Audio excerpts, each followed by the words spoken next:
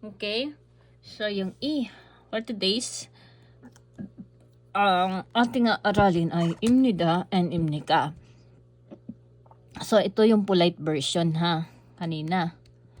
So, dayan shinun, Philippine saram imnida. Yan. Dayan shinun, Philippine saram imnika. So, question, imnika. So, pag imnika is question. Pakinggang maigi. Ito naman, ne, Philippine saram imnida. Oo, ako'y Ako ay Pilipino, okay? Philippine saram iyayo. Or ako ay Pilipino, okay?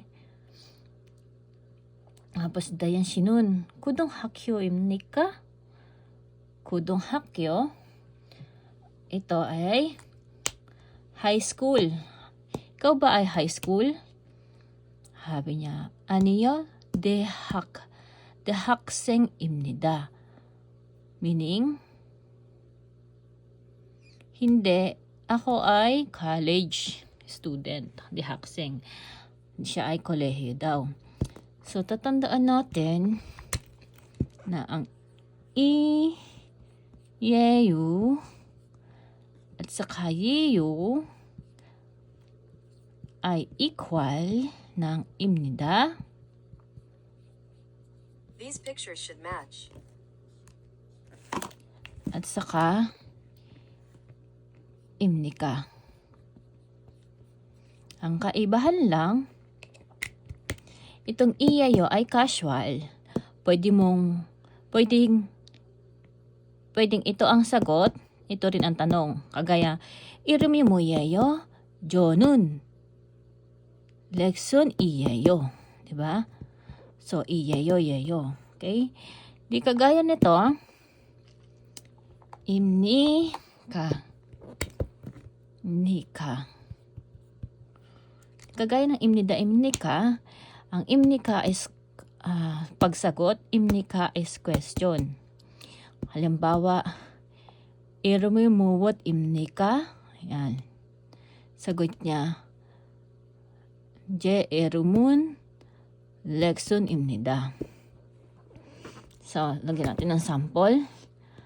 Pag sabi dito, pag itong iya yung gamit natin,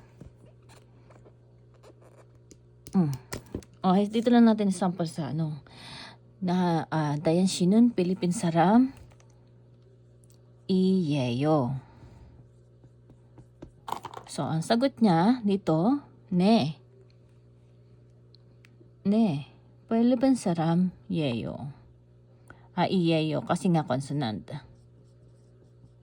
Yan. Oo, ako ay Pilipina. Oo, ako ay Pilipino. Ako ay Pilipino. Okay? Next. Dayan shinun kudong hakyo imnika. So, ito, iyeyo. Yeyo. Kasi hakyo. Kudong hakyo. So, ito ay vowel, kyo. Yeyo. Ne, dayan shinun kudong hakyo. Kudong hakyo yeyo. So, yun lang kaibahan niya. Kailangan mataas pag question. Pag answer, masasagot mo, mild lang yung lakas niya. Kunyari, yan. So, dayan shinun kudong hakyo yeyo. Aniyo, 학생 이에요. So, mas soft yung sounds niya. Yeyo. Okay? Intindihan? So, yung imnida tsaka imnika ay equal ng iyeyo and yeyo. Gets? So, kung itatranslate ito, dayan shinun Philippine saram imnika. Dayan, ikaw ba ay Korean saram? Ikaw ba ay Pilipino? Oo, ne, Philippine saram imnida. Oo, Pilipino ako. Pero pag casual, ne, Philippine saram iyeyo. Or Philippine saram saramiyeyo. Kasi nga itong M, nagjo-join dito, kaya ang pronunciation is ne, Philippine saramiyeyo. Oo, ako'y Pilipino. Okay? So, dayan shinun kudong hakyo yeyo. Dayan, ikaw ba ay high school? Kaya 고등학교 ay high school. Next, 아니요. 대학생입니다.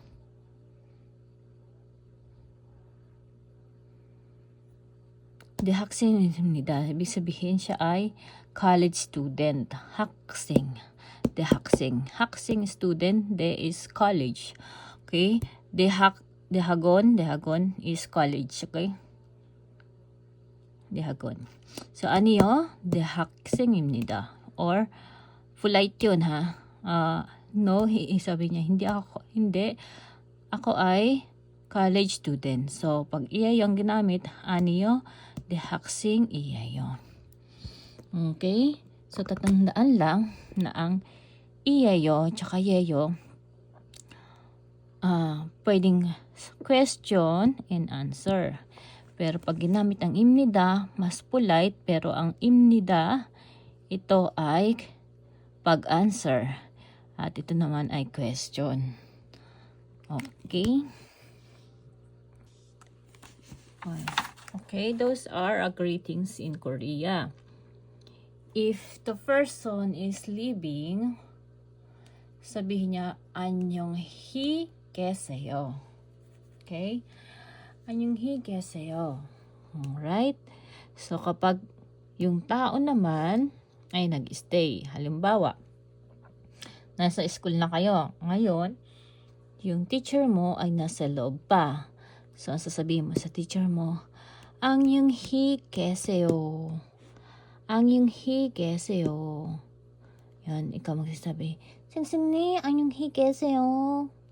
Tapos sabihin mo na ng teacher mo, 네, 안녕. Yan po pwede yun kasi mas bati ka. Ay, ito, nakalagay na dito. 네, 안녕. Ayan. Or po pwede naman sabihin niyang, 안녕히 가세요. 안녕히 가세요. Okay? Pero, ginagamit din ang 안녕히 가세요. 안녕히 가세요 kapag parehas kayong nasa labas. Halimbawa, parehas kayo na uwian na. Tapos, nagkaroon pa kayo ng banding ng classmate mo sa labas. Okay?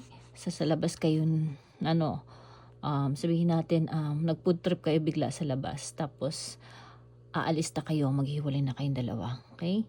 So, si isa papuntang left, ikaw papuntang right. So, sasabihin mo, 안녕히 가세요. 안녕히 가세요. So, yan. Itong 안녕히 가세요 ay pagparehas kayong aalis. Pero pag parehas kayong chinggo lang naman kayo. So, anyong, pwede na rin yan. So, anyong. Bye-bye. Anyong. So, ito naman, dito naman sa kabila, 다녀오겠습니다. 다녀오겠어요 or 다녀오겠습니다. hindi pala to 습니다.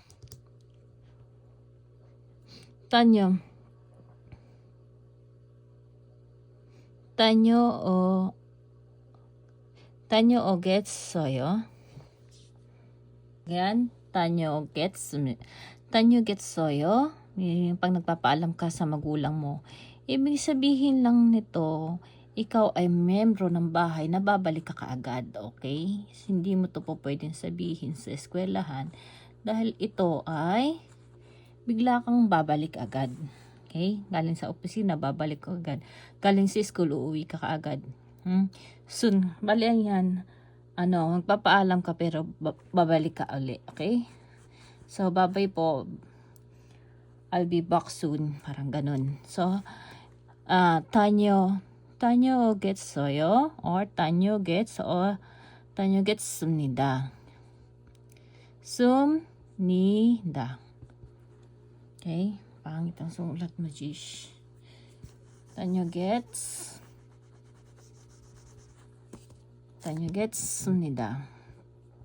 습니다. Ganun pa rin walang nangyari. Okay? So, ito lang. Tanggalin to. So, maging 다녀오겠습니다. Lalabas ka ng bahay. 다녀오겠습니다, 어머니. Or, 할머니, 다녀오겠습니다. Ayan, mas polite siya, no? Pag mama mo naman, 다녀오겠어요. Ayan. Pero para sa mga maganda, aralin natin yung mas polite para mas natutuwa sa atin sila, no? So, 다녀오겠습니다. Tapos naman, nasasabihin naman sa'yo, pag ikaw naman yung mag-i-stay, tapos may aalis.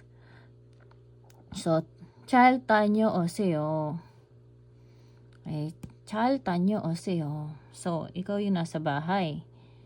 Ito naman ang gagawin naman niya. Child tanyo oseyo. So, child tanyo oseyo. So, ibig sabihin yan, bye-bye, mag-ingat ka, or have a nice trip, ganon. Okay? Ito naman, greetings din to sa baba. Iba naman to. Chilihamnida. Chilihamnida. Okay? Ibig sabihin natin, excuse me po. Chilihamnida, excuse me po. Ito ay ginagamit, halimbawa, wala kang kakilala sa iyo. Wala kang kakilala sa lugar. Tapos, papasok ka bigla. Tapos, magtatanong ka. Chilihamnida. Gaganon ka. Excuse me po. Okay? Ito naman is, excuse me rin. Jamshimanyo. Karaniwan mo ito makikita, maririnig sa Daiso. Ito nakikita sa Daiso kapag ako'y namimili. Kasi masikip medyo sa Daiso. Okay. Ito naman is, excuse me rin na gusto mong dumaan or umalis yung tao. Pasintabi po, ganun. Jamshimanyo. Okay? Hindi ka po pwedeng sabihin, Jamshimanyo. Nasa loob ko biglang pumasok sa Jamshimanyo. Ang ginagamit doon ay Shilihamnida. Excuse me po. Okay? Ito ay ginagamit kung wala kang kakilala or gusto mong magtanong sa tao. Panimula ito yung Shilihamnida. Hamnida. Hukshik. Kojang shiri odi isoyo. Ngayon. Sabi niya, Shilihamnida. Excuse me po. Hukshik is baka po. Ganon. Hukshik. So, kahit hindi mo nalalagay yung hukshik. Gwajangshil is odi isoyo. Gwajangshil is CR. Sabi mo, Gwajangshil odi isoyo. Nasaan po yung CR? Ulit. Gwajangshil odi isoyo. Saan po dito ang CR? Pag polite, Gwajangshil odi itsumnika. Okay? So, polite yun. Mas polite yun. Pero karaniwan na lang talaga ginagamit iyayo-yayo na lang. Pero syempre, kapag mag-e-exam ka, mas maganda isulat mo itsumnida. Ay, itsumnika. Okay? Next. Ose-ose. Okay, next. Ito naman is ose-oseyo. Okay, ose-oseyo meaning ay welcome. Ose-oseyo. Arigaseyo. Yan. Ichuguruk gaseyo. Kaya sabihin na, pasok ka. Ichuguruk gaseyo. Ibig sabihin, pasok po kayo doon. Ichuguruk gaseyo is this way. Okay? So, punta po kayo sa daan na yun. Okay? Ichuguruk gaseyo. Pwede ganon. Sa spelling ng ichuguruk gaseyo ay ganito.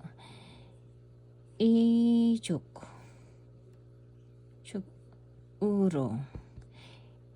This way, tinuturo niya ganon. Okay? Ichuguruk gaseyo. So, osuseyo. Welcome po. Karamihan mo maririnig sa mga restaurant eh. Kunyari, pag pumapasok ka. Osuseyo. Tapos, kunyari, may mga upuan na hindi bakante. So, may bakante doon. Sabihin niya sa'yo. Kaganin yung assistant nila or waitress doon, sasabihin niya, Ichiguro gaseyo. Ichiguro gaseyo. So, come this way. O, pumunta po kayo doon sa daan na yun. Doon po kayo. Ayan. So, ito naman, anyong hiju museo. Anyong hiju museo, meaning ay good night po. Itong sinasabi nito ay polite. Sa pag-casual, pagbata sa'yo, chaljayo or chalja. Okay? Chalja or chaljayo. Ito, anyong hiju museo. Matulog ka. Good night. Yan. So, itong dalawa is to bupshida or to manayo. To ay parehas na see you again. To is again. To bupshida. To is again. 봅시다 to see. So, 또 봅시다 is so, see you again. To manayo, see you again din. So, pareha sila. Alam mo ba, sinabi sa'yo ng classmate mo, Saturday siguro. O ano, 주말 또 봅시다. 또 봅시다. See you again. To manayo, see you again din. Parehas lang yung meaning yan, ha? Ito naman is 축하합니다. 축하합니다. Meaning nito is congratulations. Ito ay hindi lang pagko-congratulate sa graduation. Kasi sa atin minsan nagko-congratulate tayo sa mga taong may na-achieve eh. 'Di ba? So, dito, ginagamit din to kapag graduation. 축하합니다, congratulations, ganun. Birthday, 축하합니다, or kasal. 축하합니다, kaya mahalaga to. Pag may mga event or sa tao, na event, 축하합니다 ang gagamitin. Magpapabless house, 축하합니다. Ito naman is 감사합니다. So, ito ay basic na, okay? Meaning yan ay salamat, okay? Tapos na tayo.